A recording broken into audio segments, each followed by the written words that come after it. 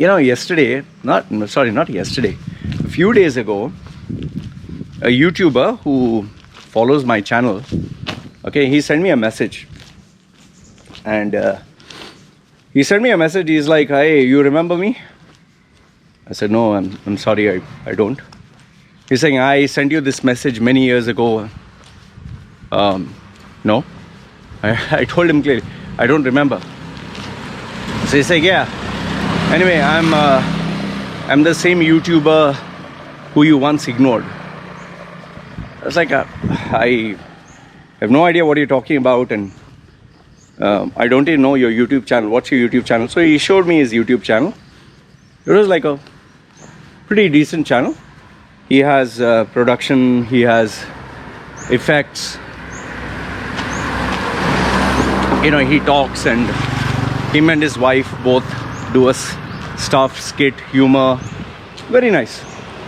Okay. So this guy, he crossed the threshold of a very high number. Okay, pretty high number. So he got in touch with me and to tell me, "Yeah, I just wanted to tell you today I did it."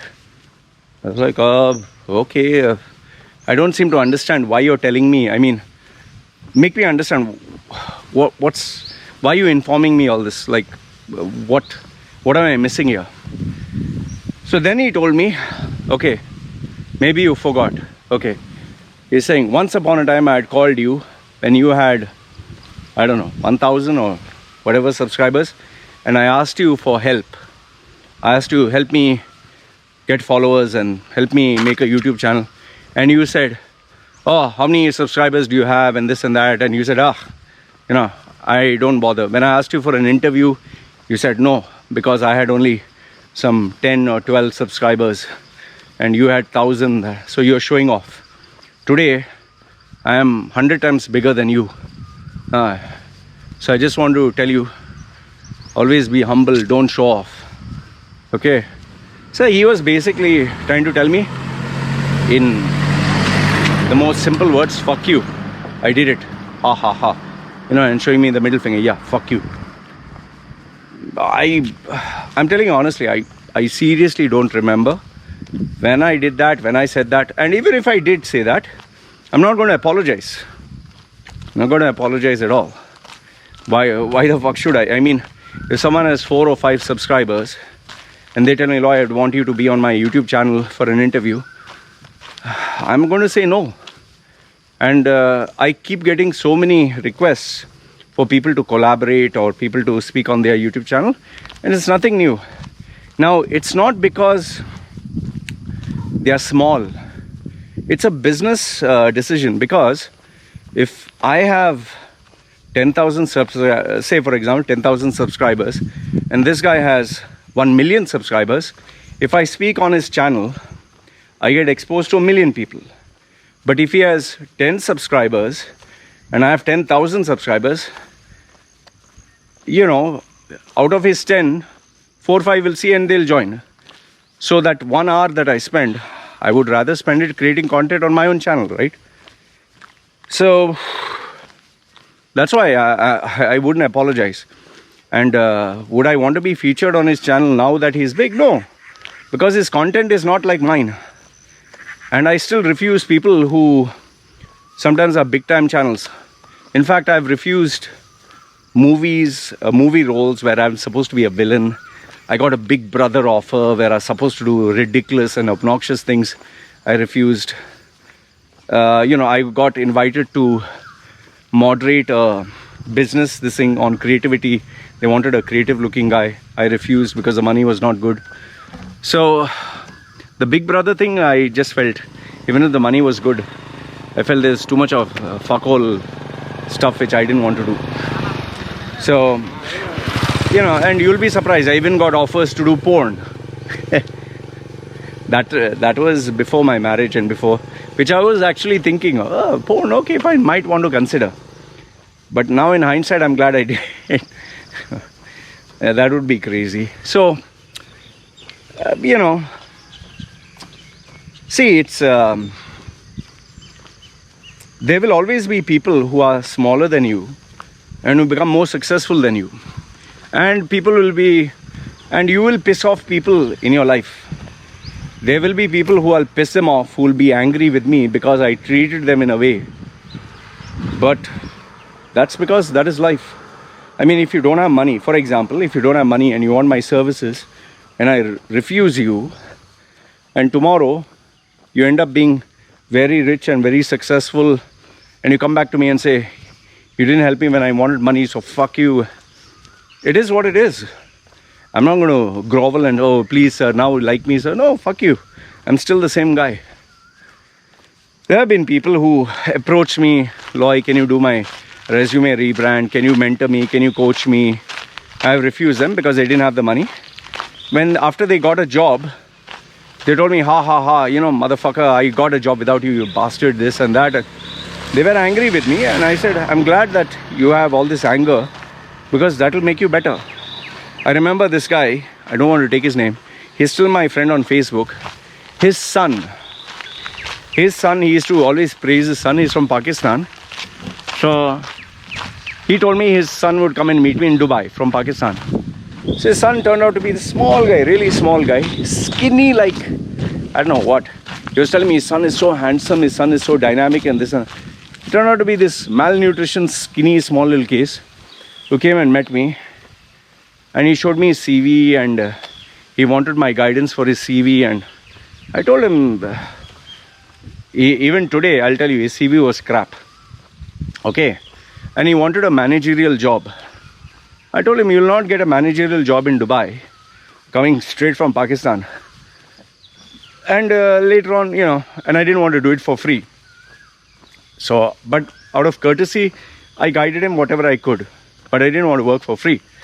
So later on, I told this man, this Pakistani father, he said, you know, he told me, Loy, Allah Ta'ala sees, you may not feel my son is special, but I know my son.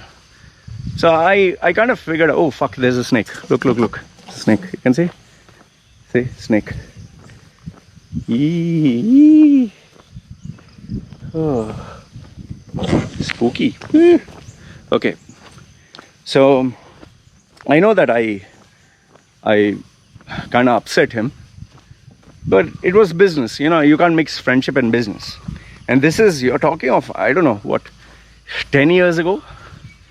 Okay, so after a few months, lo and behold, the father sends me a message, Loy, you remember I told you Allah watches, He keeps quiet but He watches. My son got a job in a bank as an assistant manager. Okay, he didn't get as a manager, he got. And it was a local bank, a small bank. And he got as an assistant manager and he said, you said he will not get a big salary. He is getting 15,000 dirhams. I don't know how far the salary was true. I had told him that you can start off at 3,000 dirham salary. That's roughly less than $1,000. But he got $5,000. Okay. So the father called me and said, Allah watches. You judged my son, but God judged you instead, or some shit like that. He's saying, see, my son has got. I said, I'm very happy for you. He's saying, you owe me a public apology and some shit like that. So for me, it was not a big deal because I was good friends with him those days.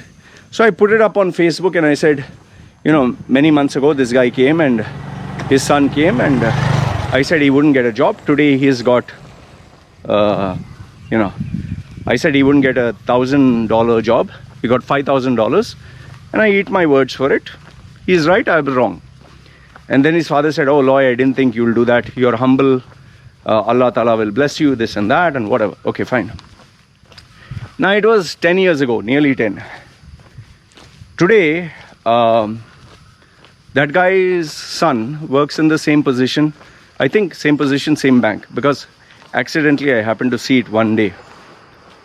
But I can tell you for a fact, I am 100% sure, not 100%, 200% sure, he is suffering and he is struggling. Because initially when he got the job in the bank, he was putting nice photographs with suits and showing his watch. And now his Facebook, he doesn't show anything. In fact, there's hardly any update.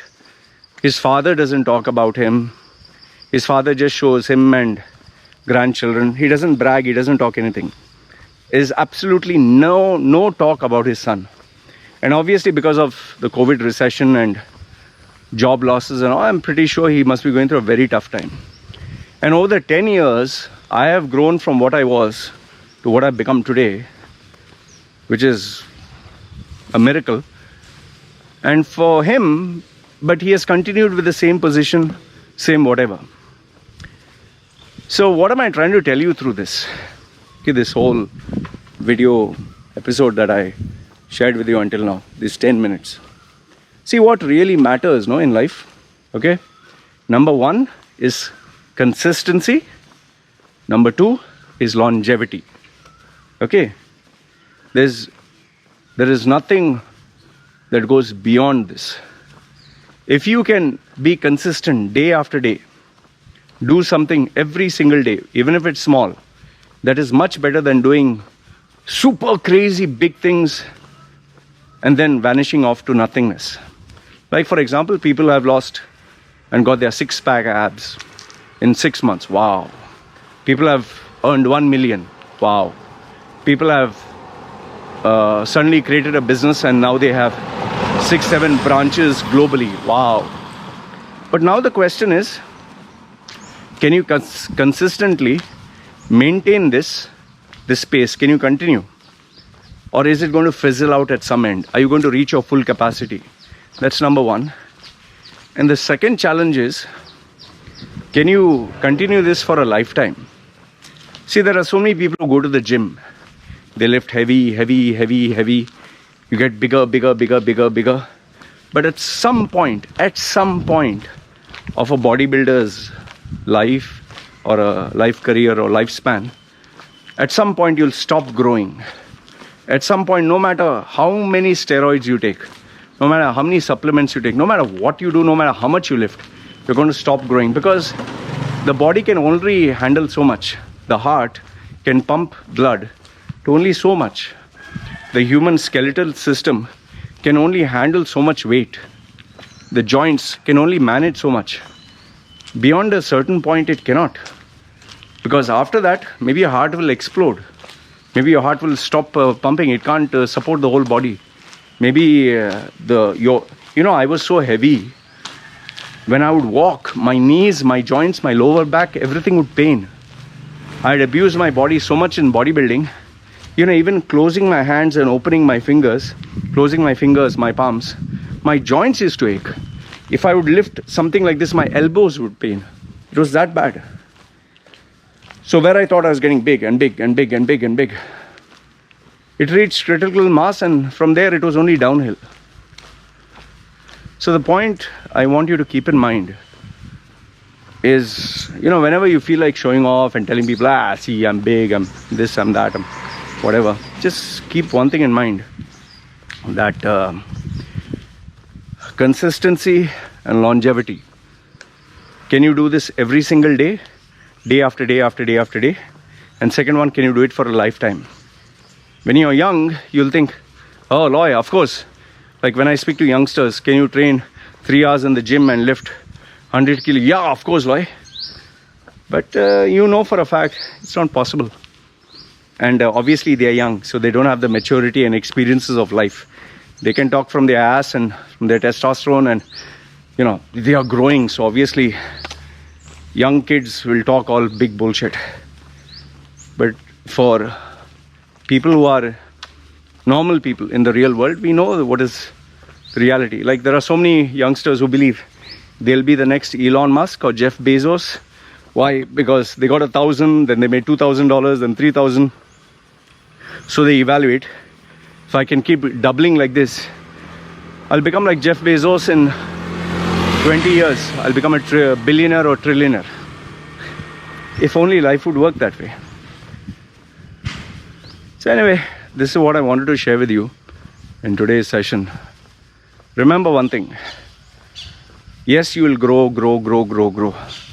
But sometimes maybe it's luck.